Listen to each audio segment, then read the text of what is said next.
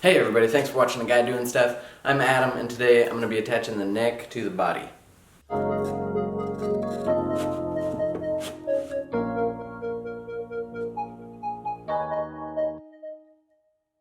I explained in one of my previous videos that I'm using a butt joint with insert bolts to attach the neck to the body. I already drilled the holes and installed the inserts, so in this video I'm just going to be finalizing the fit and securing the neck onto the body. The top isn't flat here, it's got this slight curve to it. The first thing I have to do is get the butt of the neck to match this curve. First I'm going to mark about an 1/8 inch around the outside of the base of the heel.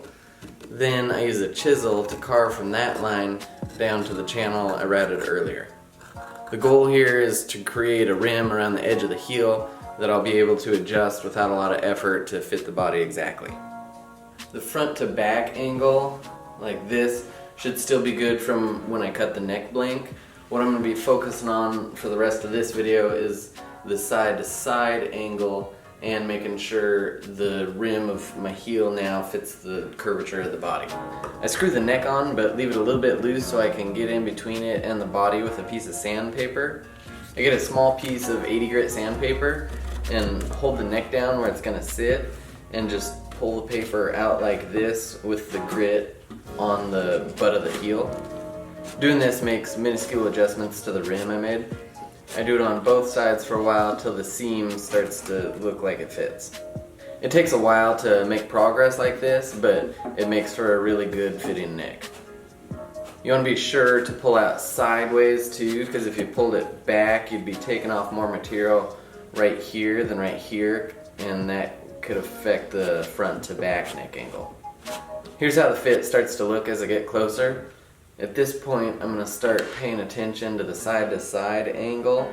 I mark center around where the bridge is going to sit, and I line a straight edge up to both sides of the neck and make marks. If it's leaning more one way than the other, I'll take a little bit more off one side till I get it centered enough that I'm happy with it. Necks are supposed to be able to be removed relatively easy for when you need to make angle adjustments in the future. So you don't want to glue the butt down, but it is okay to put a little bit of glue underneath the fretboard and clamp that down, because that's relatively pretty easy to pry up later when you need to. I put a little bit of glue on the fretboard, then press it on and put the screws in, and then clamp the fretboard down with coals so I don't damage anything. I let it sit like this for a couple hours, then unclamp it, and I'm done. Cool, that is a really good fit. I realize this might be a hard process to learn just from watching a video about it. It was really easier than I thought it was going to be the first time I did it. It's just kind of, you're making little tiny adjustments and then you're measuring and then you're making adjustments. I spent a lot of time going back and forth like that off camera, so that's the stuff that I didn't show in the video, but as long as you take your time you should be okay. Most stuff you're going to see about attaching necks to the bodies is they're going to have mortise and tenons. I just didn't really feel comfortable cutting the mortise and tenon, so I just used the bolt inserts. It worked really well for my first guitar, and I think this guitar is also going to be fine.